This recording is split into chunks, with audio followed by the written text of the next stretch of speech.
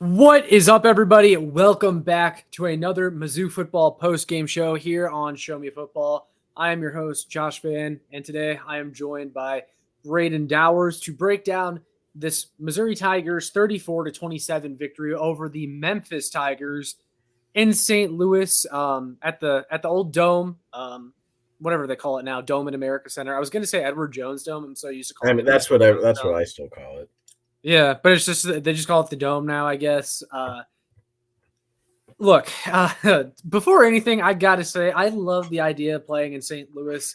I really feel like the Dome is underutilized. That said, man, they got to give that place a facelift, and they got to change out that freaking turf because I know you didn't catch the entire game, Braden, but we were losing guys left and right tonight, and I feel like a lot of it had to do with that old St. It's the same field that the Rams played on 20 years ago. It's the same exact one. So I saw that Burden came back, so that was good. I know that you said that you were worried about that, but I saw that he came back on later in the game.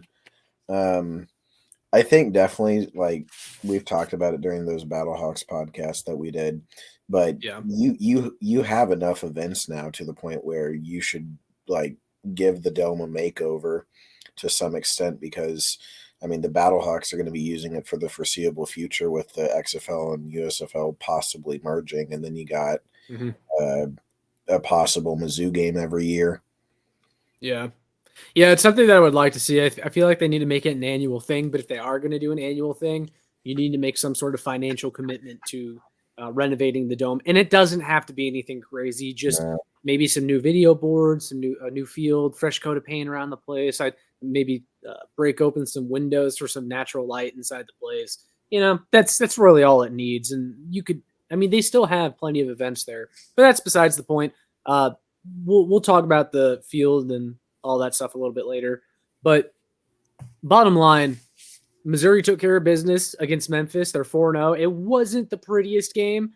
There were some moments where it felt like Mizzou really could have just put Memphis away, and then they just failed to do it. But you never really felt like they were in danger of losing. And Memphis was kind of a hard team to gauge coming into this matchup because Memphis has typically been, as you said before we hopped on, one of the better group of five schools there is. They've definitely gotten some Power 5 consideration in the past. I want to say they were being considered for the Big 12 not that long ago. Yeah. And they were being considered for the Pac-12 when all of that shit was going down a couple months ago. Yeah, so I mean, like they're a solid program. They're a respectable school. They have some pro prospects every here and there. So there's no shame in beating them the way you did. And I mean, the final score says 34-27, but I'm just going to call it a 34-20 victory because that's really what it was. And then they got that cheap touchdown at the end. And as I said to you, that really feels like the score that most people were predicting. I mean, they were a 7.5-point favorite, I think, coming into this game. Yeah, it was like 6.5, 7. So yeah, so they basically covered. And you know what they say: good teams win, great teams cover. Yep, and Mizzou did both. So, I mean, look, we're 4-0. Got Vandy next week. We'll look forward to Vandy in a little bit. But I mean, looking at this game, diving into the stats. So I'll start with the offensive side of the ball, because they continue to kind of be the story of Mizzou football. Brady Cook, coming into the Kansas State game, had never thrown for 300 yards in a game. Now he has thrown for over 300 yards in 2 straight games. He was 18 of 25 for 341 yards and 2 touchdowns. And his leading receiver was Luther Burden, who had 10 catches for 177 yards. Heisman. Yeah. I mean, look, take care of business against Vandy, and you got LSU the week after. You should be 5-0.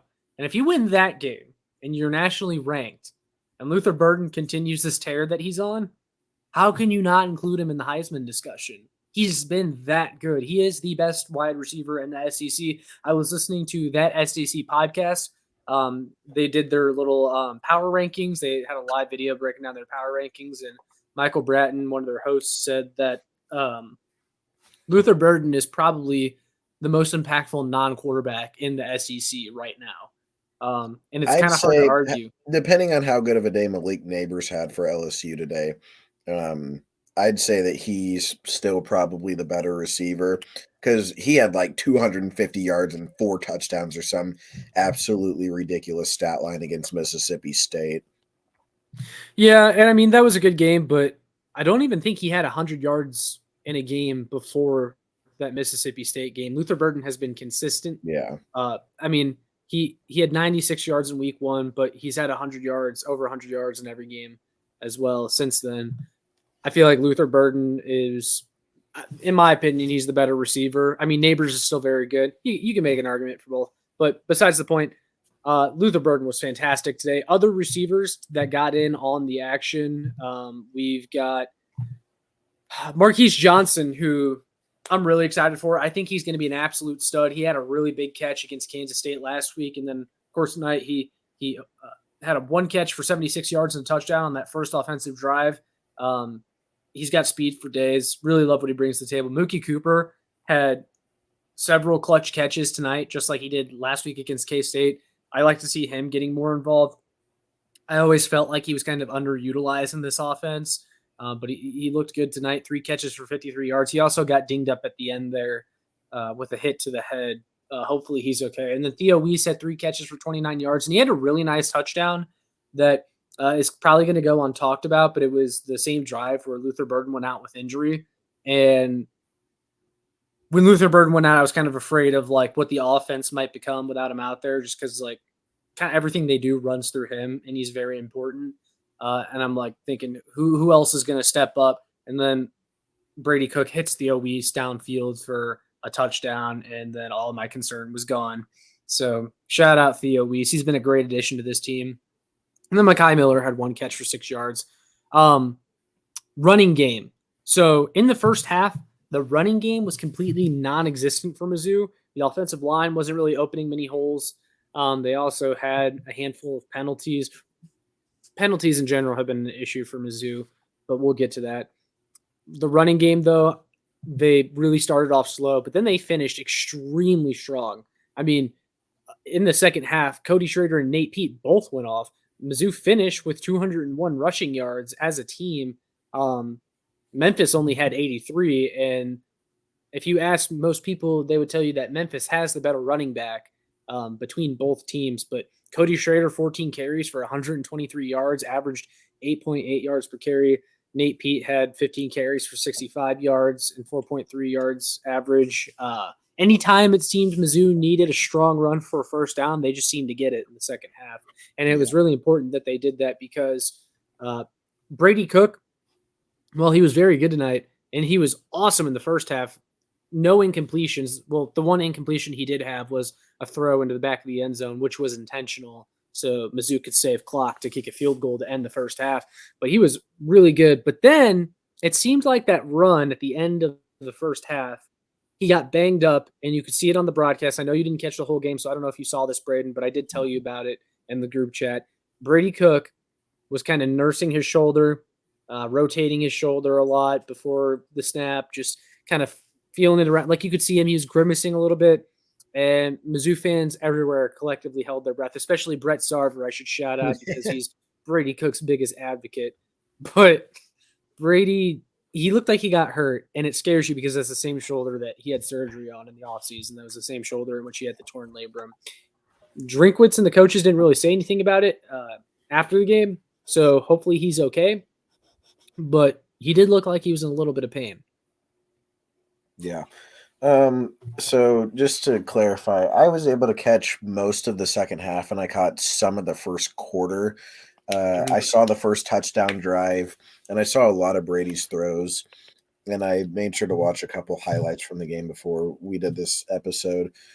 But I'm fully on the Brady Cook train. He looked great again today. He was just slinging the ball all around. He seems a lot more confident in the pocket. I don't know what happened, but I kind of like in the middle of the week, I was starting to think like that K-State game might have been a little bit fluky because you look at the play calling, you look at everything that happened. K-State had so many missed opportunities in that game, and Mizzou really got lucky in a lot of ways in that K-State game.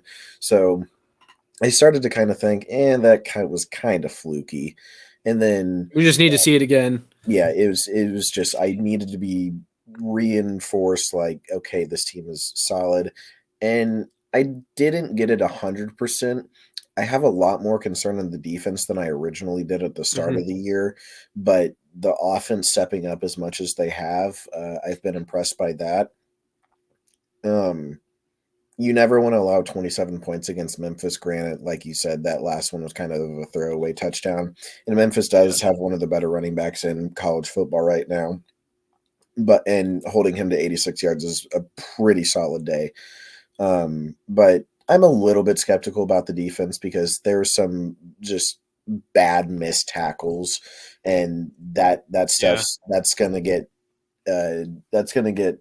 blown up. Like, you're not going to be able to do that in SEC play whenever LSU comes in, whenever Tennessee comes in, whenever South Carolina comes in. You're not going to be able to miss those kinds of plays that you missed today. So I'm a little bit more skeptical about the defense. Brady Cook looked great. I don't have too much to say. Luther Burden looked great. Drink's play calling and game clock management at the end of the first half wasn't good. This is definitely a game that I feel like you wanted to see Mizzou just go out there and absolutely obliterate them. I don't know how many people thought that was going to happen, but if we got like a 41-17 win and just looked dominant and really convincing throughout this entire thing, then I'd feel really confident going into the LSU game. Whereas I think that we're still we're kind of in the same spot against LSU that we were against K-State, instead of being like, okay, I think we can go in and we can like genuinely give them a shot. Whereas right now we are still definitely an underdog against them. Yeah, I would agree with that. They're going to be an underdog against LSU, I would think, unless something crazy happens in between now and when that game starts. I mean, we're not going to learn much about Mizzou against Vanderbilt. I mean, unless they lose, then we'll learn something. But you're not going to learn much against Vanderbilt. The offense, I mean, I agree with what you said about Cook and the fact that we needed to see it again. Oh, hold on. One other thing. I think the offensive line is wildly overrated, specifically Javon Foster. Like, he has all these really high PFF grades. I have not been impressed with him this year whatsoever. I don't know what it is. Like, there's been a bunch of penalties and just some of his snaps. I've just been like, that's not good left tackle play. Anyways, the offensive line across the board they're up because like in the second half they were great, but the first half was a different story, and then there's a bunch of penalties. And then there was a play where Connor Tollison snapped the ball before Brady Cook was even and it's like that happens with Connor Tollison at least once a game. He does that where he has like an oh shit snap that he was not supposed to do, and it like ends up in a loss of yards for the offense. He's got to figure that out. And then Cameron Johnson, the transfer from Houston, hate to say it, but he's kind of been a bust so far. I know Marcellus Johnson was out due to injury tonight, but even he was like their sixth offensive lineman coming off the bench before this game. He played a little bit against K-State. The offensive line's got to get figured out. I think I will say, too, that Mizzou is 4-0, and while it hasn't looked pretty the entire time, they're 4-0, and it feels like they haven't played their A game yet. It feels like this was a C-plus type of game, and they still won 34-27 over Memphis, who's a solid team. So I feel like you're in a good spot. There's a lot you can improve on, and you're 4-0. Like that's all that really matters. Just keep winning, you know? That's kind of the motto. Just keep winning. And I agree with what you said about Brady Cook. It's like we need to see it again against another team that wasn't K-State, because I know that the team they had that K-State game circled. Brady Cook really wanted to win that one. We all wanted to win it, but it's like he in particular talked about how much that K-State game from last year was in his mind, and it just seems like it's like you didn't want that to be a game where it seems like all of their effort and all of their energy is put into that game, and then they just never are able to replicate that performance ever again because no other games on their schedule are as important as that K-State game. But Brady Cook went out there, he threw for 300 yards again, 2 touchdowns, and what I love about this offense now is it looks like a coherent offense. It looks like a competent offense. And I think you can tell that Kirby Moore is slowly starting to leave his mark on this offense with some of these play calls. They've had some not so great play calls, like the fourth down in the second half on Memphis' side of the field, and it didn't work. It was like Brady Cook threw a pass to Tyler Stevens, the tight end, behind the line of scrimmage. That was a terrible fourth down play. Should have just handed it off to Cody Schrader, who looked like he would have had a first down. And then, like, the game would have been over if they did that. They probably score on that drive, and the game is put away. They're up by, like, 2 or 3 scores, I think. Mizzou had a lot of opportunities to put that game away, and they did kind of let Memphis stick around, but at the same time, they didn't Mizzou it. So you gotta you gotta balance that, where it's like, okay, we didn't let them ever fully get back into it, but we didn't ever bury them in the ground until like 5 minutes left.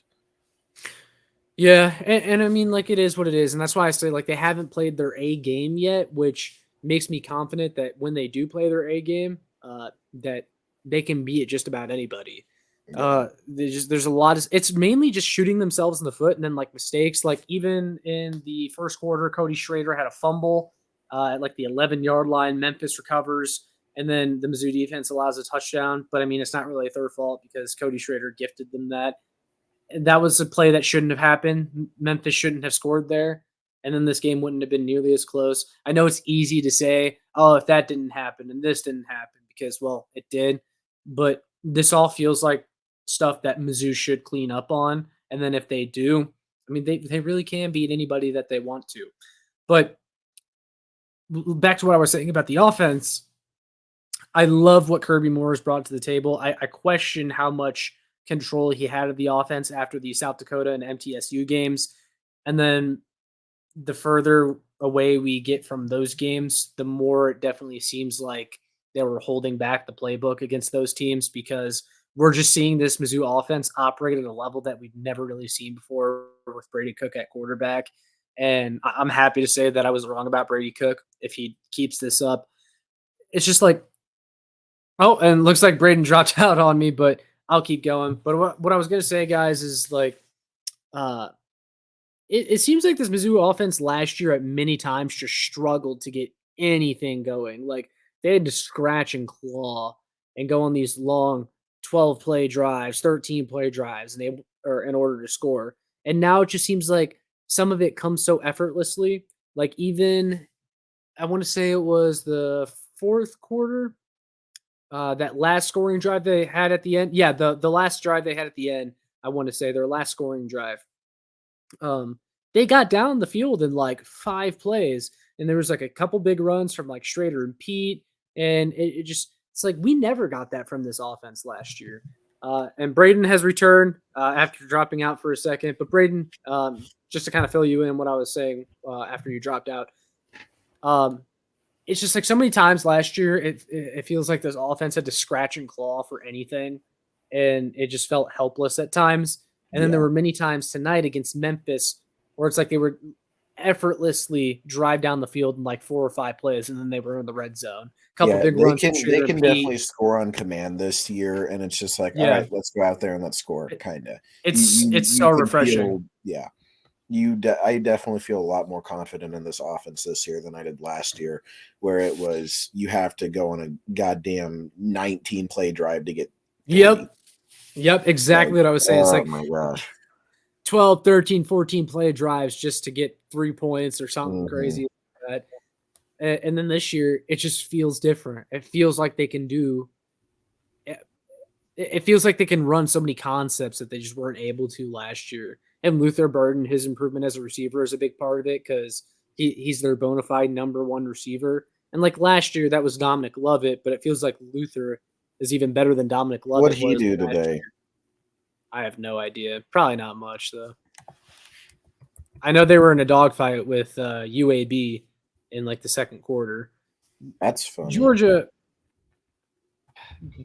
I feel like we can compete with Georgia. We can run with Georgia this year. I feel like I'm not a believer in Carson Beck, but that's a story for another day. I'm just happy to see this offense. 3 for 59. Love it. Dominic Lovett. Yep. Yeah. Well, Bird had more. Haha. Dominic Lovett would have been putting up big numbers if he had stuck around, but it's okay because Luther's an upgrade in the slot. Like, I can say that now. I feel like I've seen enough to where I can say that. But yeah, I'm so happy that this offense is like good. Like, they're good. Like, it feels like they're an above average SEC offense. And we were just asking for them to be average, to have a pulse because of the way the defense performed last year. We felt like if the offense had a pulse, they could win 8 games. It feels like the ceiling is so much higher, though, because of this offense. And it's good that they have taken this step forward because it seems like the defense has kind of taken a little bit of a dip. Yeah, I think that the defense has taken a dip, but it's not that bad. I think that we're still going to be able to go into Vandy and we're going to be able to hold them to not that many. And that's another game where we definitely don't want to get caught looking ahead. I think that Memphis was a really, really big trap game. I think that Vandy in certain ways could be more of a trap game, but in other ways could just be you go in there, you breeze right past them, and then you're on to LSU. I'll be in the student section for that game. I can't wait. It's going to be electric. It's going to be electric. It's going to be my electric. God. We're going to get blown out by 50 points, and then I'm going to drive 2 hours home. It's going to be great. Well, we wouldn't be getting blown up by 50 points if you didn't say that it was going to be electric. Now you just jinxed it. But one more thing about the offense, and then I'll go fully into the defense, though. Third down efficiency, they were 0 of 8 on third down, which seems to be a problem because last week against K-State they were not good on third down either. No, it's like all their damage came on first and second down, and then if they weren't gaining positive yardage on first and second down, third down was just kind of a wash. Like the drive was over. But it's kind of amazing because even though they were 0 of 8 on third down, they had over 500 yards of total offense and they scored 34 points. Yeah. I mean, okay, the fact that we only had 8 third down attempts is wild too. Yeah, I know. Like, it's because like Memphis had 18 third down attempts. We had 10 less than them. And I mean, you look at the offensive numbers, Mizzou outclassed them in every statistical category. Total yards, passing yards, rushing yards, yards per play. Mizzou dominated. 8.9 yards per play from the offense. That's insane. Yeah. But of course, we had to talk about the defense because the defense was not great tonight. Now, they weren't terrible, and they did experience some attrition because Darius Robinson went out very early with a calf injury. Drink said it was a calf injury after the game. It was a calf strain that he's actually been dealing with, and that it went out in the K-State game, but they thought that he could play on it this game, and then after the first quarter, they were just kind of like, nah, he can't do it. It popped on him again. So, hopefully he's all right. I don't know if he'll play against Vandy or if he'll even be effective against Vandy if he does play. But if there's one game that you could afford to sit him, it would be Vandy. And you're not going to get many more games this year. You're not going to get any more games. Yeah, you're not going to get any more games where you can just be like, yeah, we're fine. Holy shit, like, USC's only beating Arizona State by 6. Yeah, I saw that. Also, I'm very disappointed in BYU today that they could not pull off beating Kansas. It's like, how are you going to have a letdown like that after beating Arkansas? How are you going to have a letdown after you have Joe's Kansas City barbecue and I come over to you and say, hey, beat the shit out of Kansas? Yeah, I should have mentioned that. I ran into the head coach of BYU yesterday, and he met the BYU coach. Yeah, and then he let Kansas let me down. Yeah, it's a shame, but hopefully he liked his barbecue. What was I saying about the defense? It's just I don't feel like the defense. Oh yeah. Okay, so the injury thing, like with Darius Robinson, you're not going to have any more games where you can like sit people out. And Mizzou got really banged up tonight. Like Drayden Norwood got a sprained ankle. I'm forgetting someone else. Ennis Rakestraw also didn't play tonight, which hurt. Drake said they only had 3 healthy corners for this game. That was Marcus Clark, Chris Abrams. Did Ennis not play at all?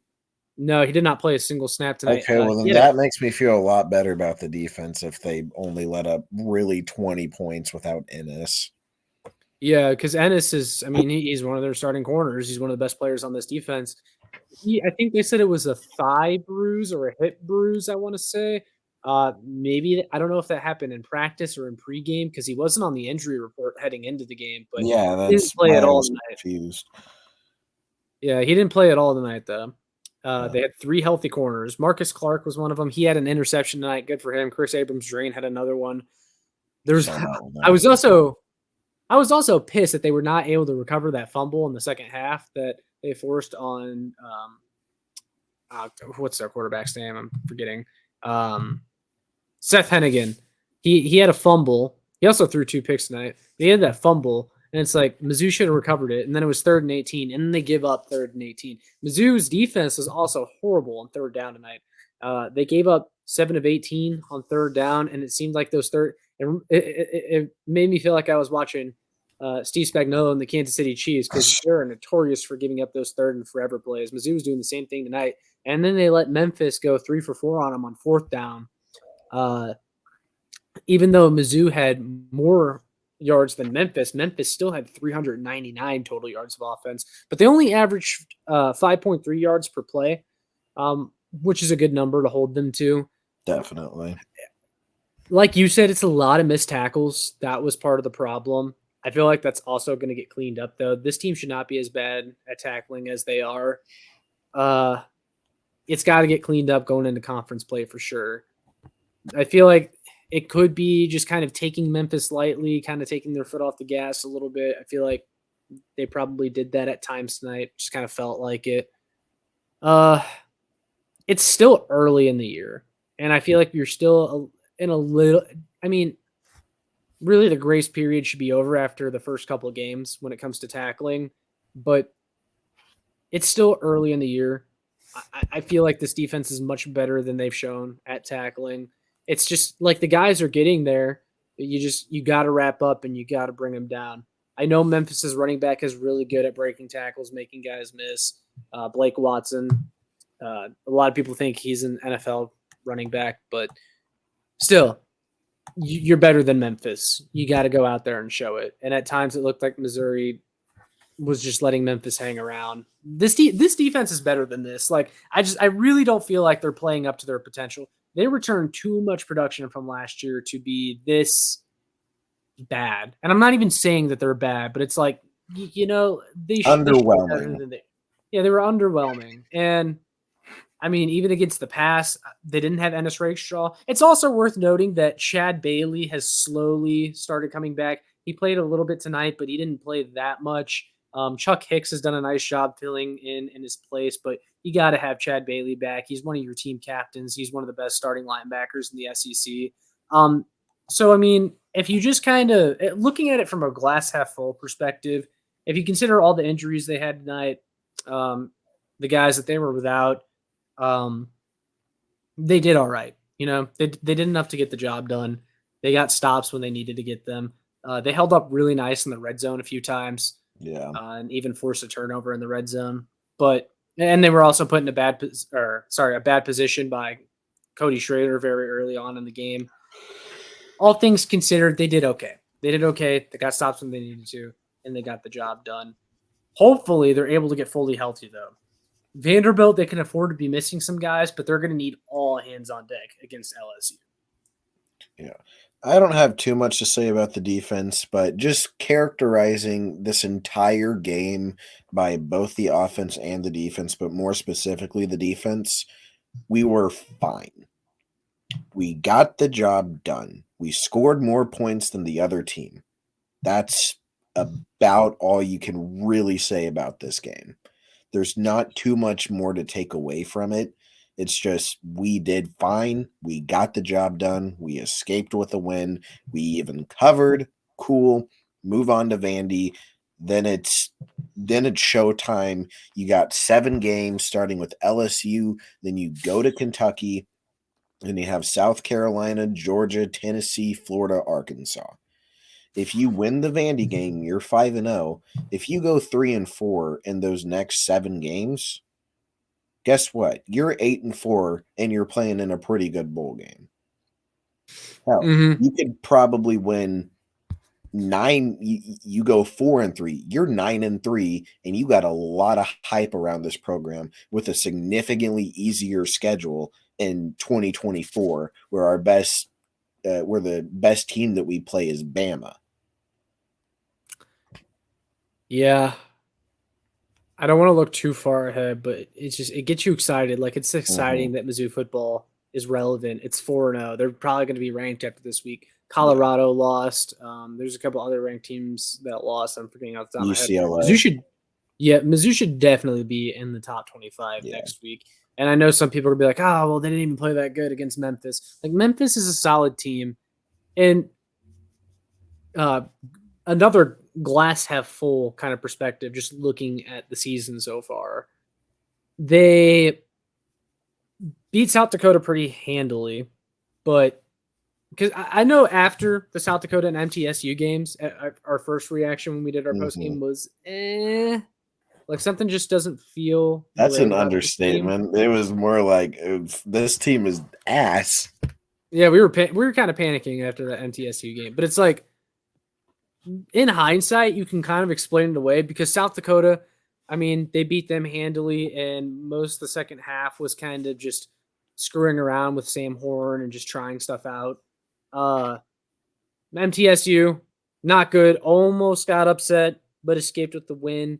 And MTSU is one of the better non-Power 5 teams you can play in the non-conference. Like, MTSU has upset some Power 5 teams over the years. So, like, it's whatever. It definitely seems like they were kind of they didn't play good by design because they were just prepping for the K-State game so hard. Get to the K-State game, beat K-State, top 15 team, great win. And then Memphis, it seems like Memphis is a solid team, and Mizzou played like a C+ game, and they still won and they covered. So, I mean, look, this is about as good of a start as you can ask for from this team. So, a lot of people were scared of that K-State game, that this team was not going to be 4-0, but they're here, and this has a chance to be a really good season. They have a chance to be relevant in college football, and fans should be excited. Like, just you keep winning. Who cares? They won. Like, I don't care about all the other stuff. And I definitely think you could say that this team. I know a lot of people were talking about Mizzou potentially having that classic meltdown after a big win, or that classic letdown, and that could have happened, but it didn't. That's a step forward. It's a step in the right direction, because that's what Mizzou has always been known for. They avoided that, and sometimes it's hard to get these players motivated for a game like this after such a big game, and that win last week against K-State. It's just like they're like not trying to win after the Super Bowl. Yeah, like they won't tell you that. Those players won't tell you that they took their foot off the gas a little bit, but I definitely think they did, because I saw it in this defensive performance. I saw it at times from the offense and in the play calling from Drake and Kirby Moore. I think that they'll get hype again for the LSU game, because if you have a ranked Mizzou team with a top 15 team again back at Faroe, 5-0 versus 4-1 most likely, you're going to have a pretty rocking crowd. You're going to have a pretty hyped up player. Like, all your players are going to be hyped up. Yeah, and so, like, I know no one wants to say it. No one's ever going to admit it on this team that they weren't going 110% in this game like they were against K-State, but I really don't think they were. I also, again, love the idea of this team playing in the Dome, but it was only a crowd of 45,000. That's not the typical 60,000 you're used to at Faroe, and the Dome is a little dingy. I love the Dome, but let's be honest, it's kind of a dump. So the vibe felt a little dead at times tonight, and so it's easy to see how these guys could have had a letdown. But, you know, they did what they were supposed to do. They took care of business against a team that they should beat, and that's all I can really ask for. Yeah. It's easy for this team to have a letdown, and they didn't. Like, I don't know how else to say it. It's like I saw this defense stand up against K-State at very crucial times. I mean, they definitely showed up even tonight in the red zone. They got a couple big fourth down stops. Yeah, that's what I'm saying. Like, they when when they had to take care of business and they were standing toe to toe with Memphis in the red zone. Like they came up. Marcus Clark had that interception. Like they came up with some stops, and they just got stops when they needed to. Like K-State, it feels like they let everything out of the bag, and so that's why people were cautious about this being a trap game. I mean, fourth quarter last week against K-State, this team very easily this defense could have very easily rolled over on that last K-State offensive possession and let them win the game and run out the clock. They didn't. They got that fourth down stop. Like, that's why I'm saying I'm not too worried about this defensive performance tonight, because when they were on it against K-State, they were awesome. Like, they had a couple mishaps, like the touchdown that K-State got in the first quarter on the first drive, where it bounced off Carlisi's hands into a K-State player's hands. It's like, that's one of those "what are you going to do" moments. Like, it's just bad luck. But they were awesome against K-State, so I'm not worried about their performance against Memphis tonight. Like you said, I think you go into that LSU game, assuming you take care of business against Vanderbilt. You go into that LSU game, and these guys are going to be hyped, and they're going to give LSU a fight. I mean, LSU, I'm looking at it right now. They're playing Ole Miss next week.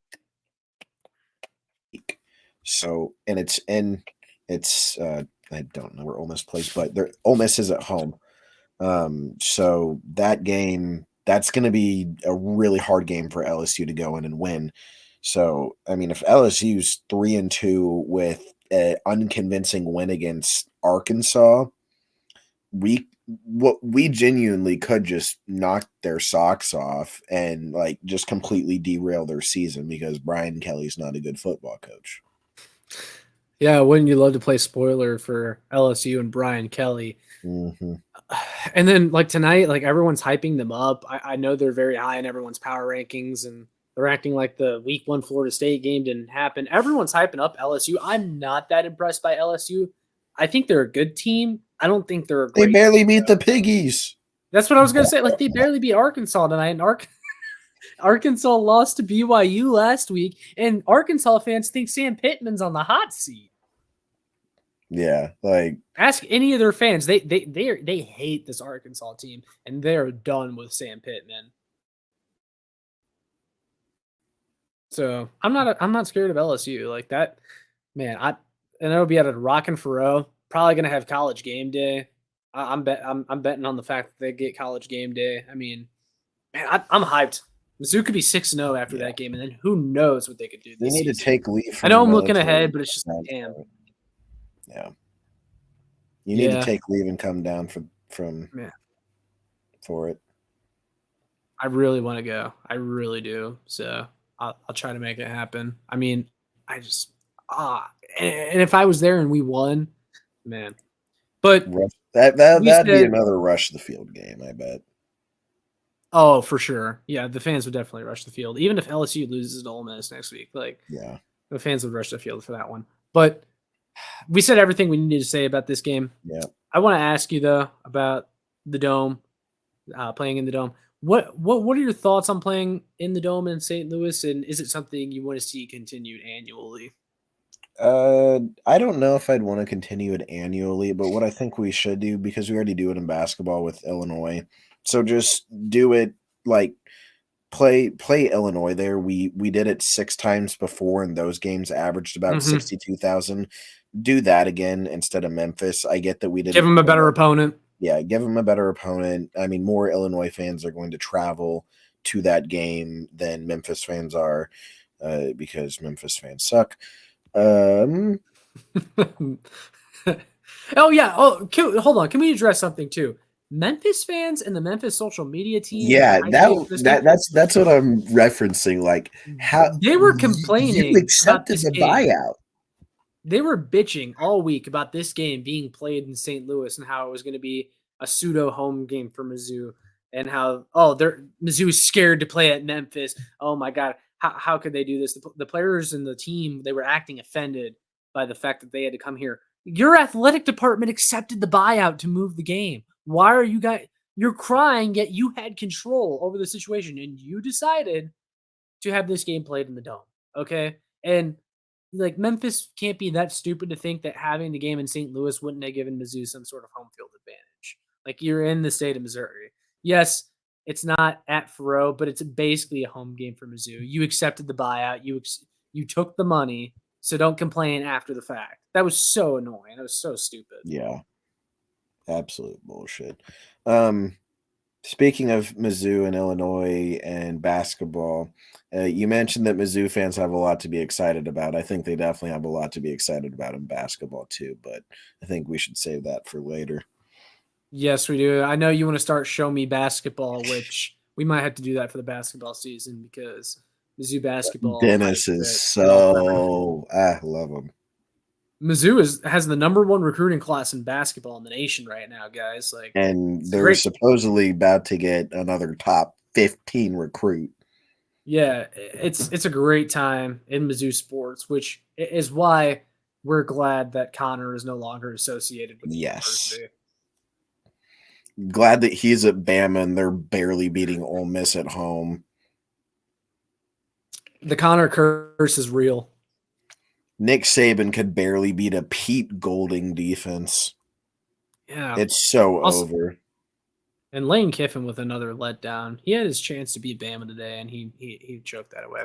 But, yeah, so on the Dome, I don't know. I never really answered your question. I like playing in the Dome. I think we should also play in KC.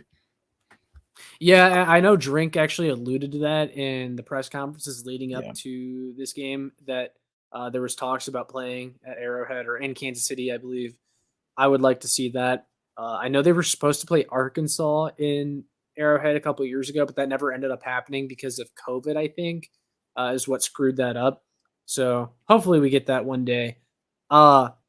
The Dome, I would love to see them play in St. Louis more because it's great for recruiting and it's great for marketing Mizzou in St. Louis because I know some people in St. Louis will get offended when you say this.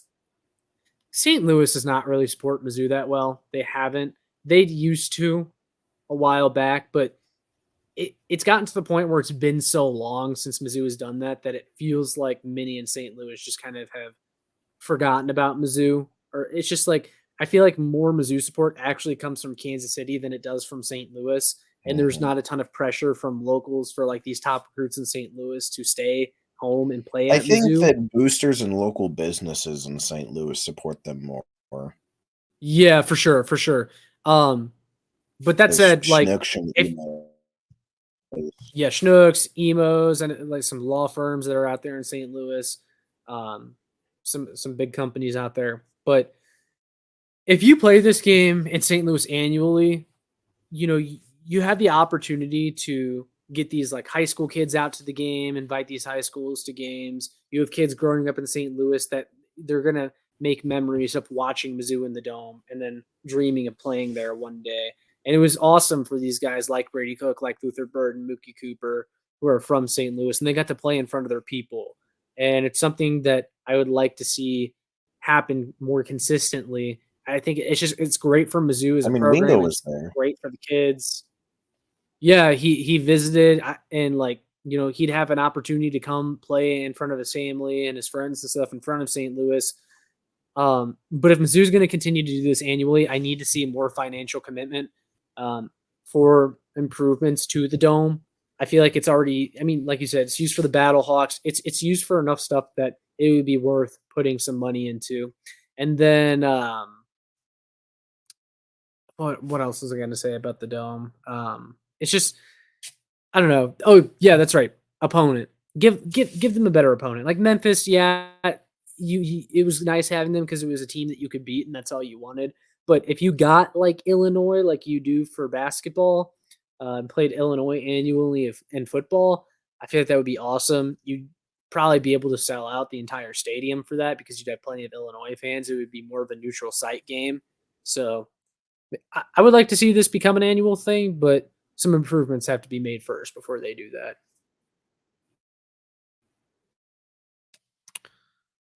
I don't know if you have anything else to say on that. I kind of summarized it all. Yeah, I think that we agree on that part. I like playing in the Dome. Yeah. Again, I like playing in the dome. I think I'm losing you a little bit. You're cutting out. that you should just use that to play There you go. Illinois You're back. instead. If we are going to play in St. Louis, because that's what we do in basketball, and the bragging rights game is always a big deal there. So, yeah, it'd be nice playing like a Big Ten team in our non-conference and playing a team that I think. Yeah, I just lost you for a second, but you're good. But I feel like if you play a team like Illinois in the Dome, it's a better non-conference game to play.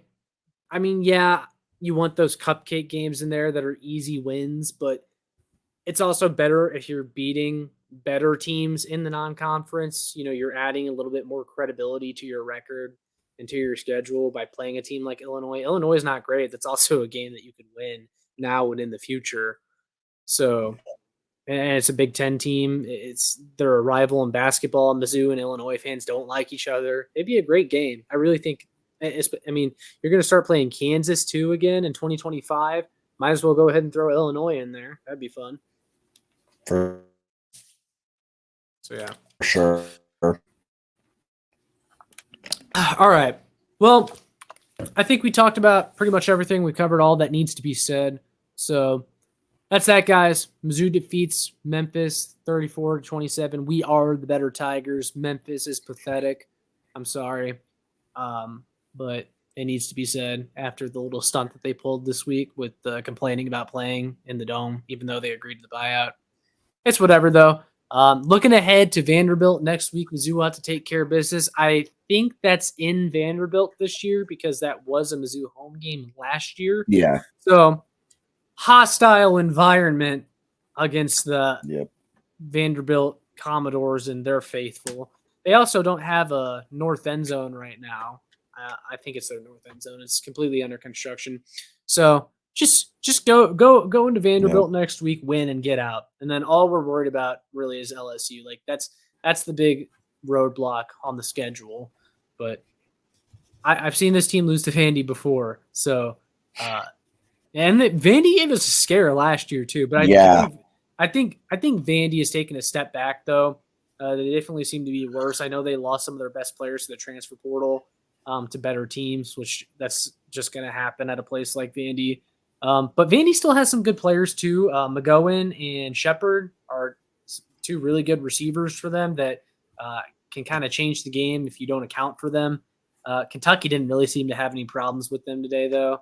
I mean, well, Kentucky let them back in a little bit at the end of the first half, but that game was never really in danger of being lost. And I don't even think that much of Kentucky. I don't think Kentucky's that good. And Devin Leary has been kind of disappointing for them, and he hasn't really protected the ball all that much. So Vandy should be a double-digit win.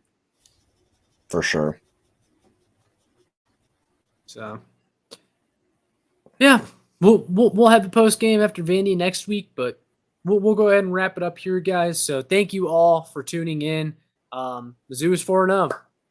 Celebrate it. Enjoy it. And enjoy being undefeated while we are, because I mean, I don't think Mizzou's going to go 12-0. I mean, that would be awesome if they did, but they're not going to be undefeated forever. So enjoy it while you can. Braden, do you have any parting thoughts? I don't really have too much left to say. Just if anybody's made it this far in this video, make sure to go watch Show Me Movies. If you like listening to us talk for 50 minutes, I'm sure you can listen to me talk about a movie for 10. Yeah, because Braden, well, you gotta watch Braden's review of Winning Time because he's absolutely pissed that it got canceled by HBO. Yeah, I don't like thinking about that.